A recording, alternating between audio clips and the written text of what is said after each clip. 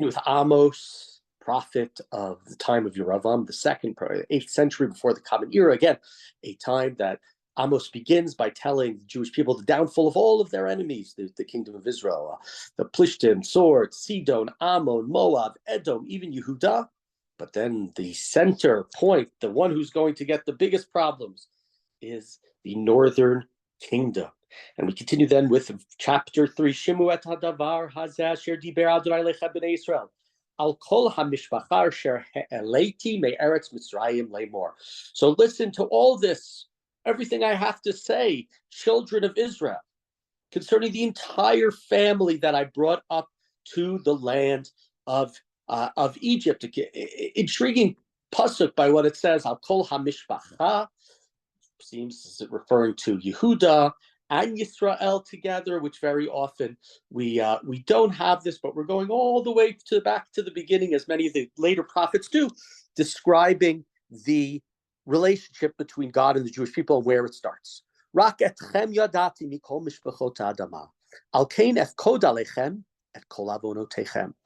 I have singled you out. I know you better than any other family on the earth, and therefore I'm going to take to account all of your iniquities, right? Somebody who you don't know and does something mean to you, troublesome to you, you can sort of throw it away. You can pardon it. You can, whatever. I'm not talking about something horrendous, but somebody slights you in some way.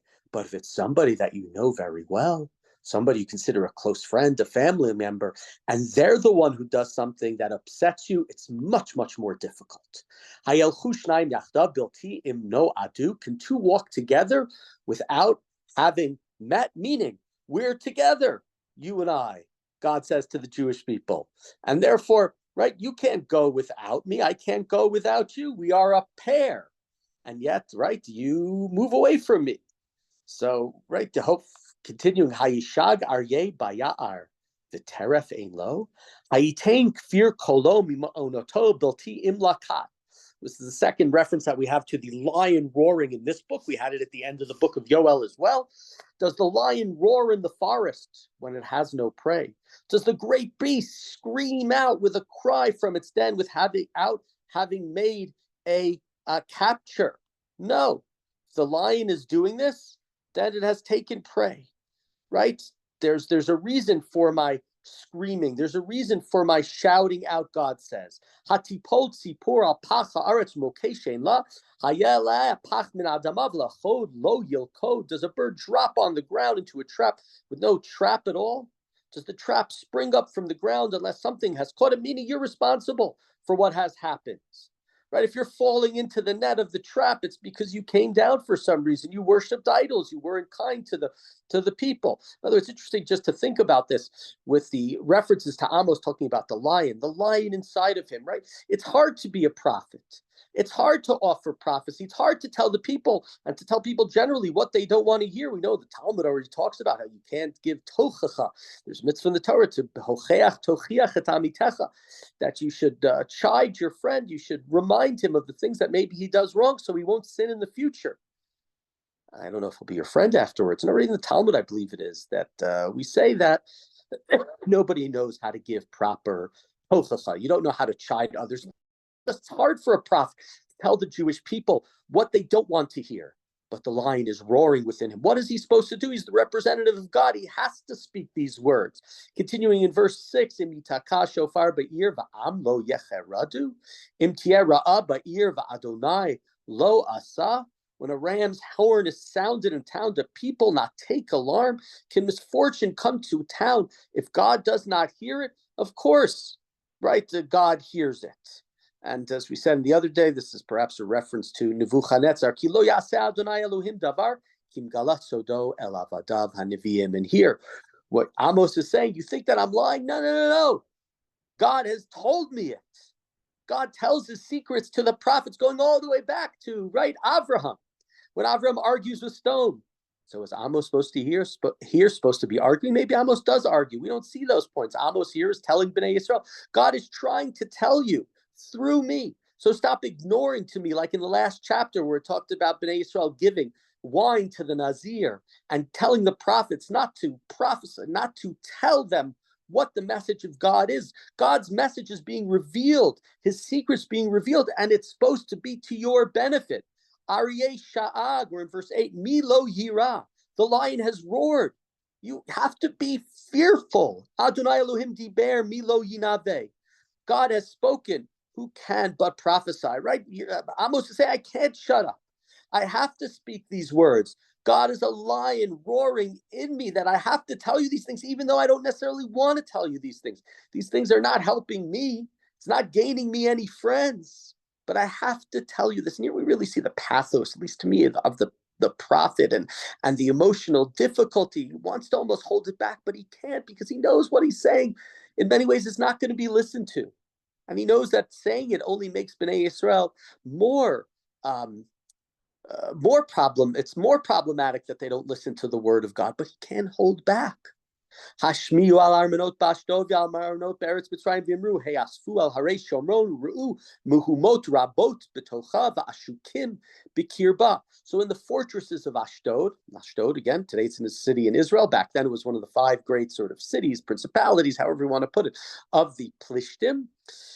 And say in the fortresses, what are they going to say in the fortresses on the land of Egypt? Gather on the hills of Shomron and witness the terrible things that happen, the oppressions that are in their midst. Right, the Plishtim, the Egyptians from their mountains are going to see the horrible things that have taken place. Is this referring to the way that the Malchut Yisrael is treating its citizens? As we talked about in the last chapter, don't buy your 38th Porsche, right? Enough. You have great wealth, you have great material, a success. Now help the unhoused, help the people with all sorts of disabilities. Or is that what it's referring to, or is it referring to after God punishes you? And you can read it both ways. Probably the majority of the commentaries read it the second way, the latter, that refers to the horrors that are going to happen in the Shomron to Malchut Yisrael.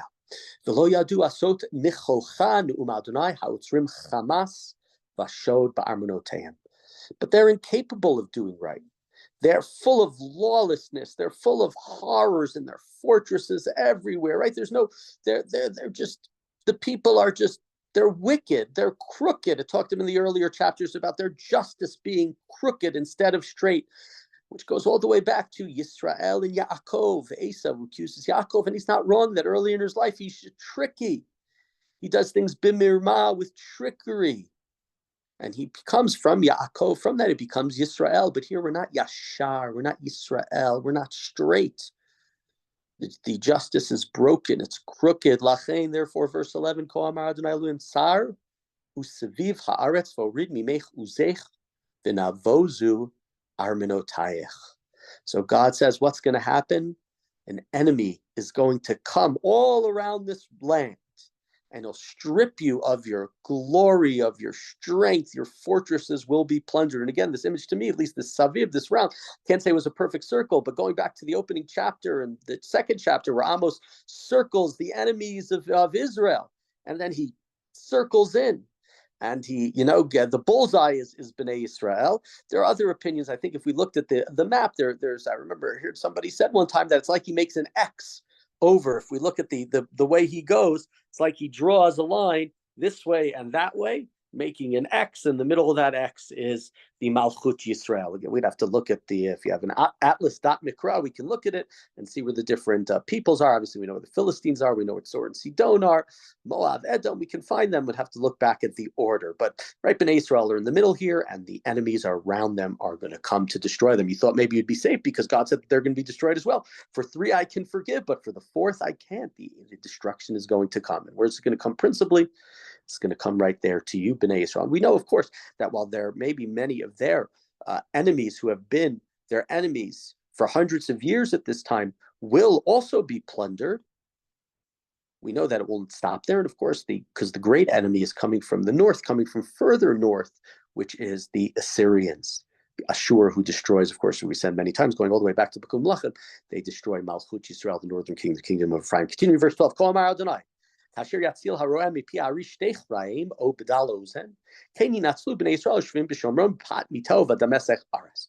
So God said, just like the shepherd can rescue the lion, right? He can rescue some, right?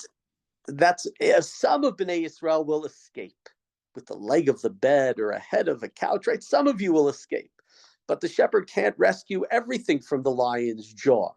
He can only get, right, a little bit of bone, a little bit of ear. You're not all going to be. Most is good. There's going to be a lot of destruction. So please listen to this warning, to this testimony, house of Jacob. These are the words of the Lord our God. And we see the word there, tzvaot, tzava, the army, right? This is a war is going to happen. Ki biyom pokti pish'ei Yisrael alav ufakadati al mizbechot Beit El v'nig de'u karnot hamizbech v'naflu la'aretz. Because when I punish Israel for its transgressions, I remember, right, and I take into account the corners of the altar in Beth El, and they will fall to the ground. They will be destroyed. And this reminds us back all the way to the prophecy given by the man of God back in the days of the first Yeravam, who goes and he talks, and then, right, if you remember, Yeravam is standing up there. He's not just king, he's also partially priest, and he's offering sacrifices in his temple in Beit El, where he has in the past, he's built his 2 Eglei Zahav, and this man of God comes and talks about the destruction that's going to happen and how the bones of these prophets are going to be burned. And this is sort of like that goes back to sort of the original sin of the northern kingdom. It starts there at the get-go, right there at the beginning. The kingdom is corrupt and not godly from the get-go. And so here, appropriately, now we're not during the time of Yerovam, we're during the time of Yeravam II, and that Mizbeach, it's going to be destroyed, and that's, you can almost say, in a sense, that's where the judgment is going to start from. I'm